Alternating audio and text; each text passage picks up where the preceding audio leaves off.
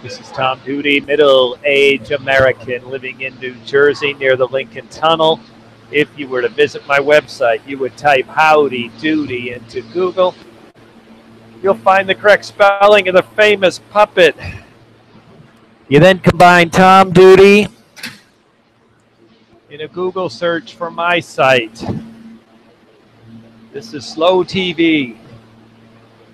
This idea is borrowed respectfully, stolen respectfully, from NRK Broadcasting of Norway. They've had remarkable success with remarkably classically boring format.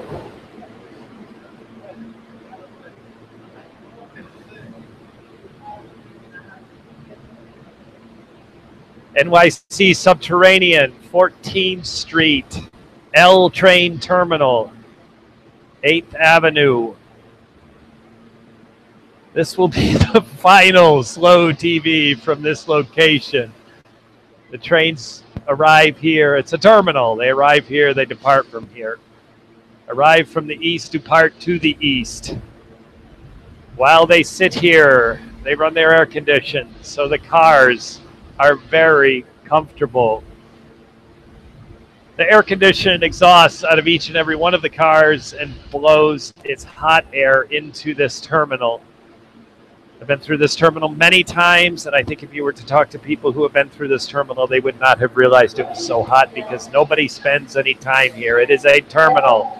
There's always a train ready to seat people, and that train is comfortable. But for this middle-aged American making use of the platform, it's a different story. From the New York Times recently, like Wednesday and Thursday, New York Times FIFA. There's one article by Andrew Roth, and I have a second one.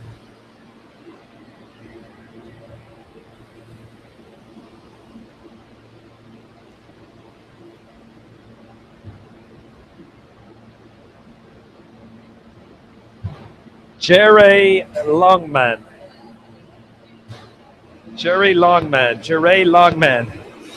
I think at previous Slow TV, I've referred to Jerry Longman as Longmanjun. Or Longmanmei, that's right, because my date blends in, bumps up against the date. His name is Longman, and it is June 8th. It is not Longmanmei, and it is not Longmanjun. Mr. Jerry Longman does not change his or her name monthly, so that is my error. I stood outside the New York Times building the other day, and I thought about asking the smokers hanging out there if they knew Jerry Longman, and I had forgotten the name, but I can say now that Jerry has written more of these New York Times FIFA than anyone else. Jerome Valke, Jerome Valke, top FIFA official, says he authorized $10 million transfer. That's the article by Andrew. That's Andrew Roth, and the article by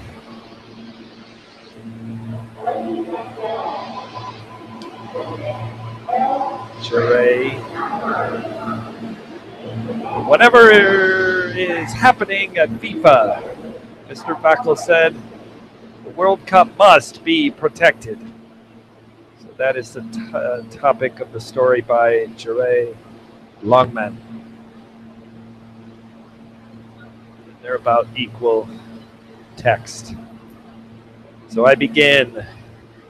They both involved Jerome Valke. He says he authorized a $10 million transfer. Samara, Russia, Secretary General of FIFA on Wednesday said that he authorized a $10 million transfer at the heart of a bribery scandal involving soccer's governing body. But he maintained that he has done nothing wrong. I will pause here and add some history, some background. The emerging stars of this ring of thieves includes Jack Blazer. Jack Blazer is way overweight. He's white. He's Caucasian. He's of European descent, American. Bushy gray hair. Vladimir Putin said he looked like Stalin. I think he's got hair like Jerry Garcia. He was in a wheelchair when he pleaded guilty in a Brooklyn courthouse 2 years ago. And 3 years ago. And he is now in a hospital with cancer. As part of his guilty plea, he was supposed to cooperate with investigations. Now, if he dies or becomes incapacitated, cannot participate in the prosecutions, it is said that his testimony will have less impact. So that's Jack Blazer, an American. He's the one with the birds, or the macaw. Had 2 apartments in the Trump Tower on 5th Avenue.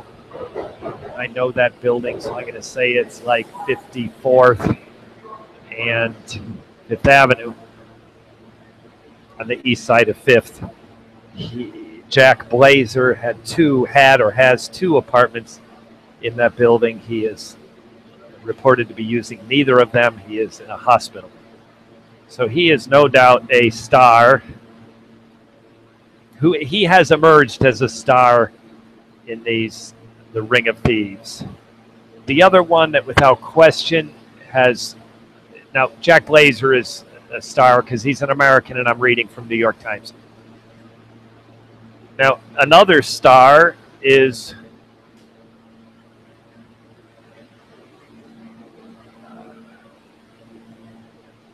distracted. The sons are Darrell and Dariel, and he's the Trinidad man. The father and sons, of course, all of African descent, Trinidad nationals, and the sons were living in Miami, and their crimes were committed in the United States. Most noteworthy was splitting up $600,000 in cash into more than a dozen payments and attempting to deposit them in a variety of U.S. banks, including Los Angeles, Miami, and a variety of places across the country. And that name has slipped my mind. But anyways, he's the other one. He is the only black man who was on the front page of the newspaper when the netting of these thieves in Zurich, Switzerland was announced. Now, this man was not Warner. Warner was his name. Warner was not in, because he had separated himself from FIFA. Allegedly, his crimes were committed before he did that. And Mr. Warner was in Trinidad and was arrested by the Trinidad authorities.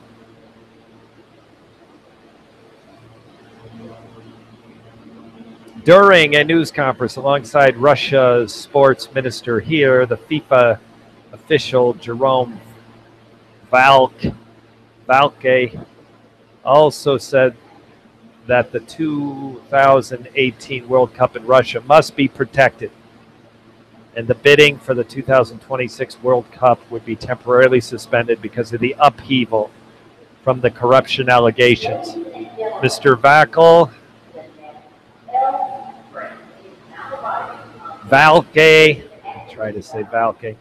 is a high-ranking FIFA official who American investigators say transferred $10 million to accounts controlled by regional soccer officials in the Caribbean. On June 1st, Mr. Valcke said in an email to the New York Times that not only had he not authorized the payment, but he did not have the power to do so.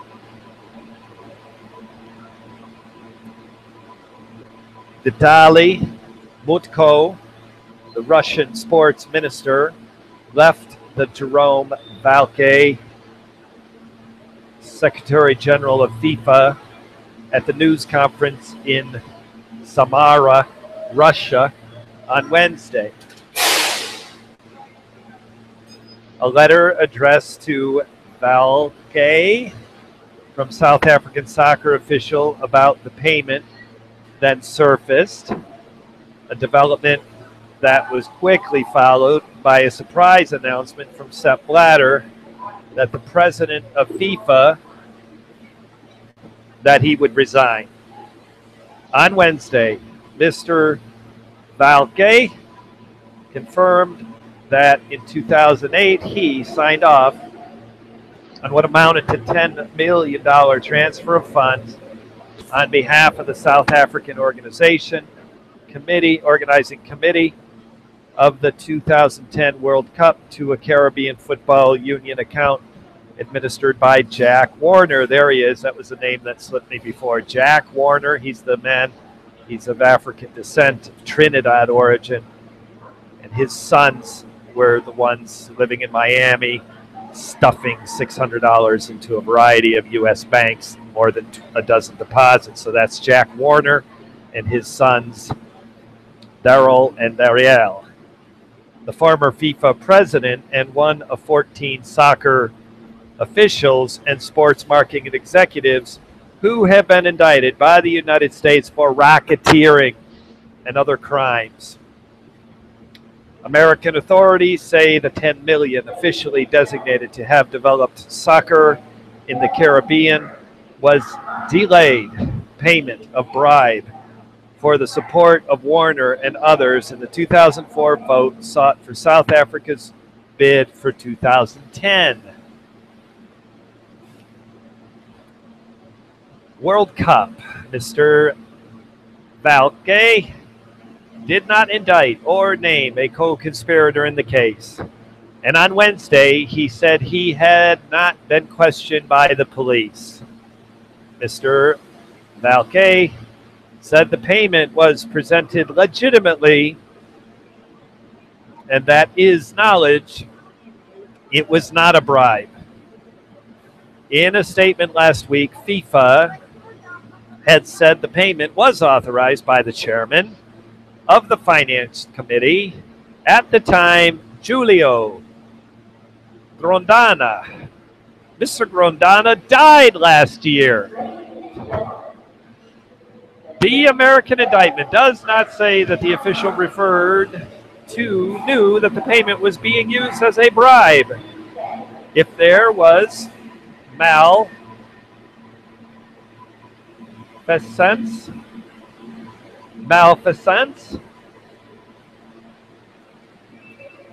I don't know that word. I think it's malintent. If there was malfeasance,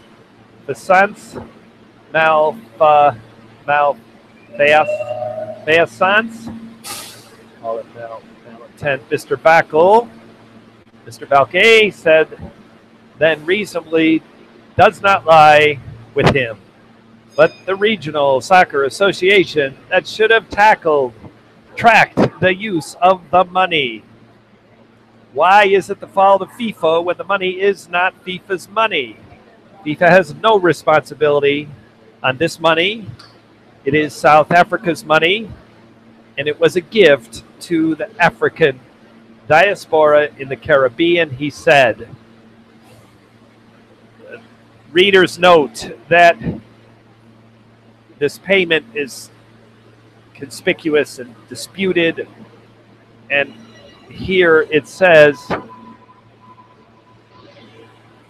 that it was allegedly paid to FIFA for the betterment of people of African descent in the Caribbean. Now, people of African descent in the Caribbean, you know, their immigration, if you will, forced by slavery, forgive me for not referring to that properly, but their movement from the continent of Africa to all place South America, Caribbean, Central America.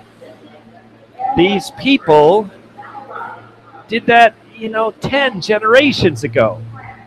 So now all of a sudden Africa gets a big heart and decides to send up $10 million from the South African government to better the people of African descent in the Caribbean, Central America, and South America.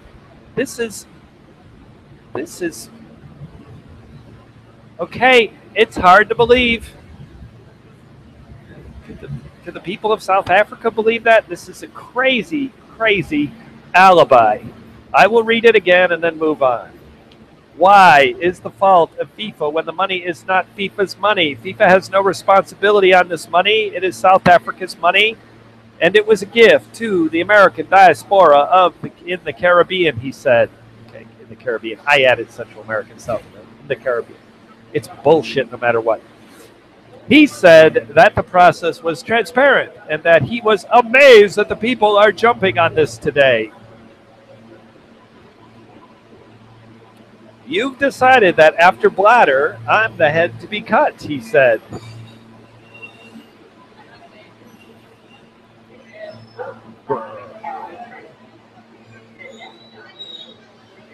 Mr. Blatter and Mr. Valquet had repeatedly dismissed the prospect, but the head of FIFA's Audit and Compliance Committee, Domenico Scala, said that if evidence emerged that is hosting rights were awarded based on bribery, then the awards could be invalidated by FIFA.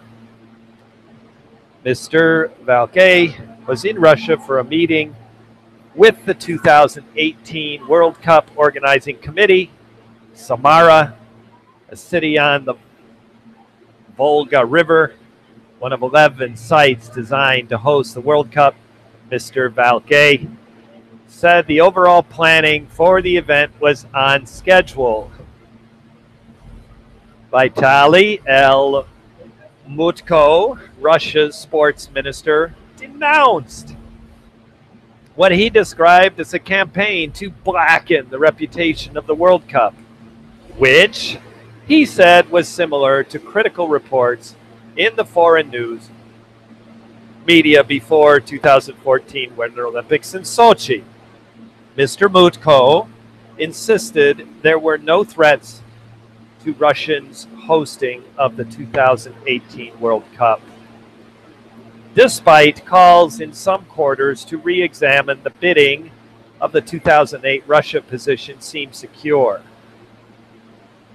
The country has already made a huge financial investment in preparing for the event, and a decision to strip the tournament from Russia would cause havoc on the field as well, because UEFA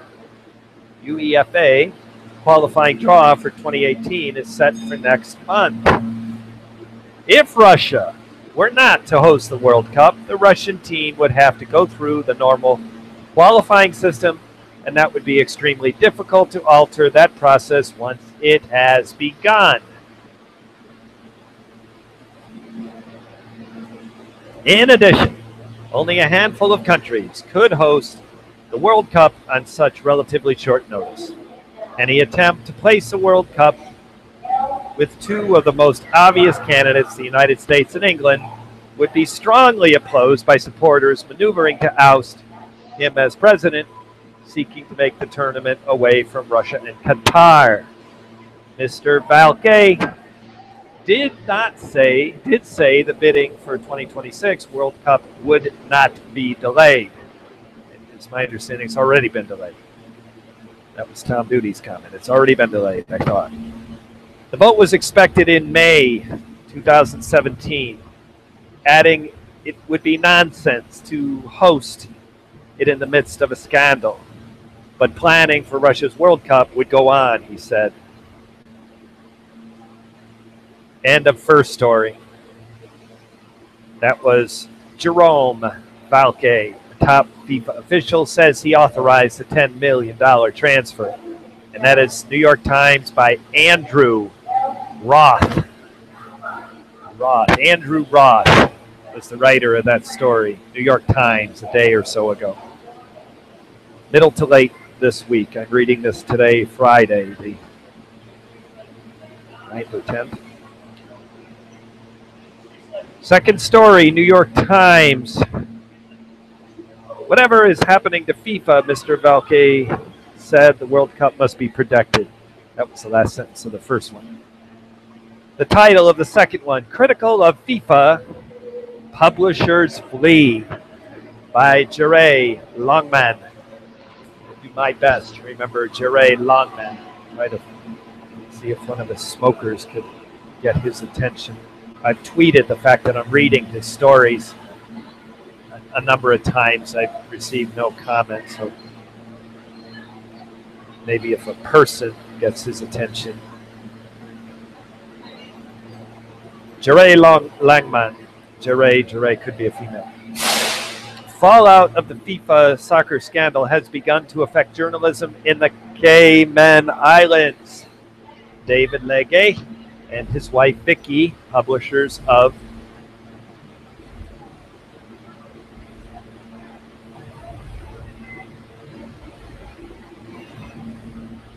They left for Fort Lauderdale, Florida, fearing for their safety in the Cayman Islands. Premier Alden McLaughlin described a recent editorial about corruption as treasonous.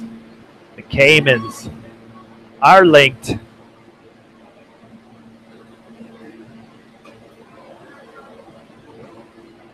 to FIFA case because Jeffrey Webb, a former president of the Territory Soccer Federation, who has been accused of taking millions of dollars in bribe from sports executives seeking broadcast marketing rights to soccer tournaments in the region.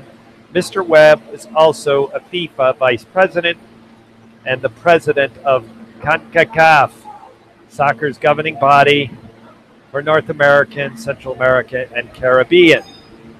On Wednesday, the newspaper The Cayman Compass published an editorial decrying what is called too common corruption in daily life in the Caymans.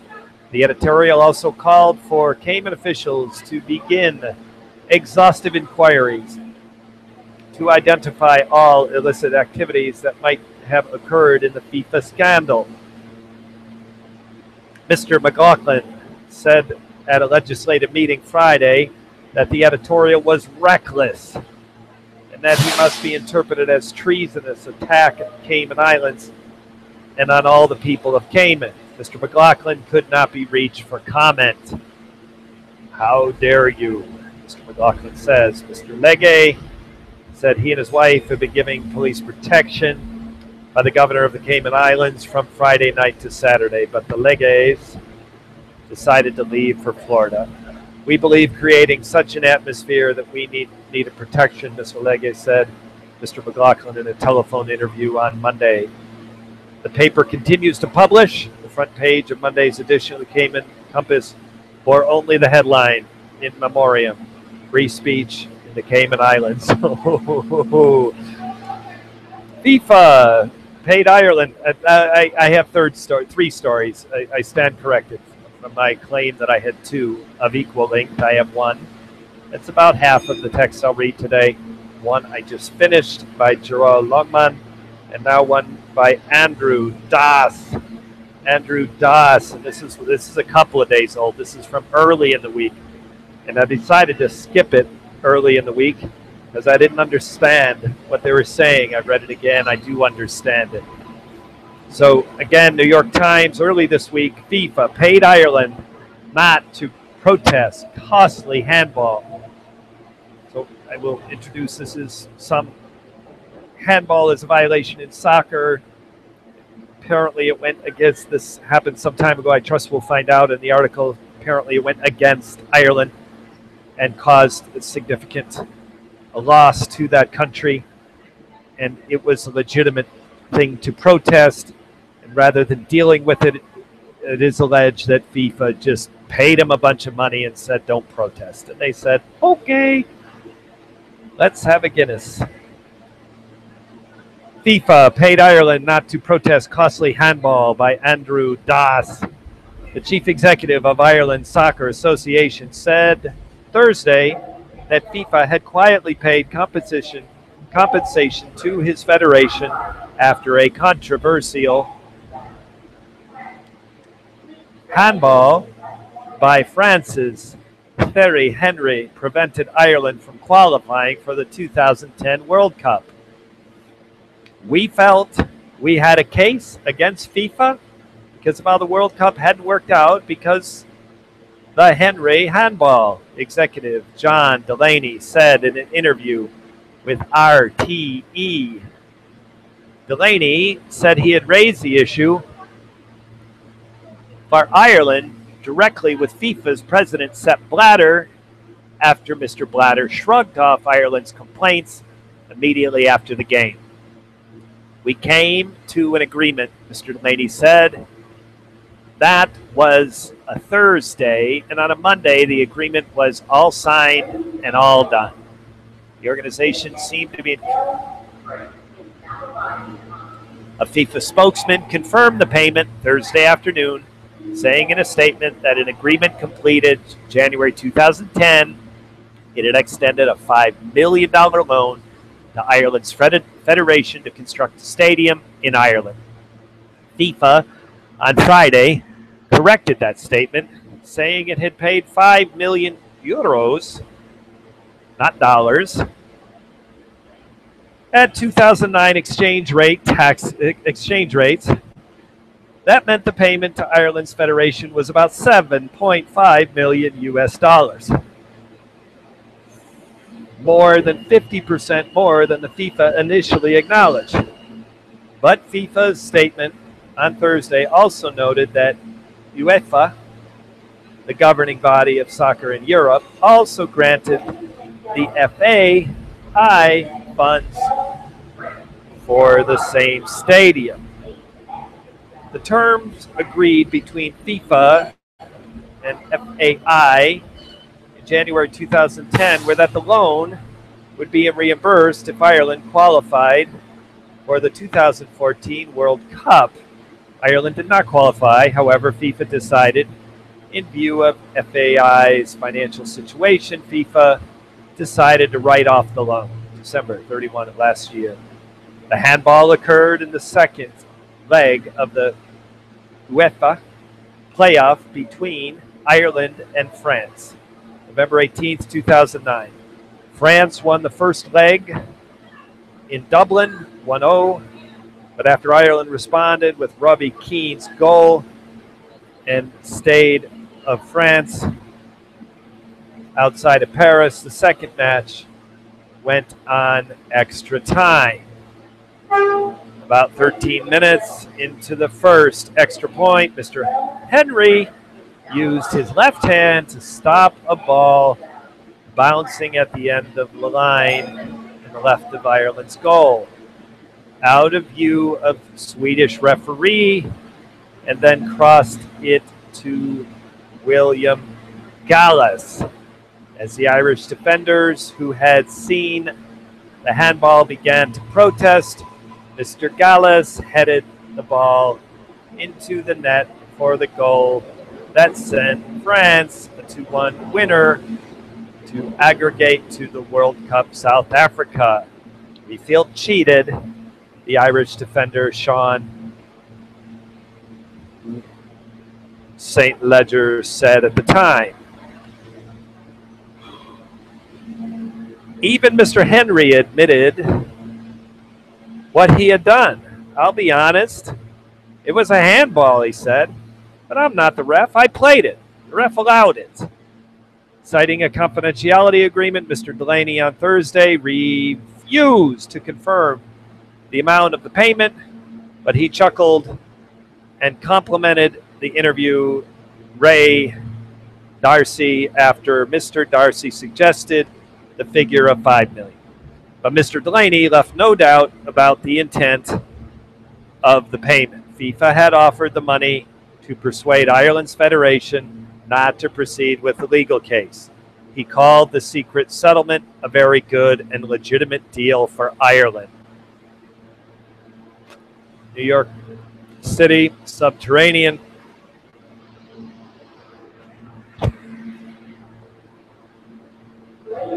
L Train Terminal, Manhattan. L Train Terminal, Manhattan. 8th Avenue. I never knew how hot it was here.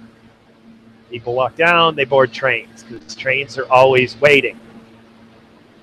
Now that I'm here, I'm looking at people comfortably sitting in air conditioning, and I'm sitting in an area with the exhaust from the air conditioned units on each of 2 full trains exhausting into a relatively small area. This is the last slow TV FIFA, last slow TV period, last Google Hangouts on air from this location. This has been Tom Doody, middle-aged American living in New Jersey near the Lincoln Tunnel. If you were to visit my website, you would type Howdy Doody into Google. You'll find the correct spelling of the famous puppet. You then combine Tom Doody in a Google search for my site. Thank you for listening. Have a good day, good evening, or restful night sleep. Ciao.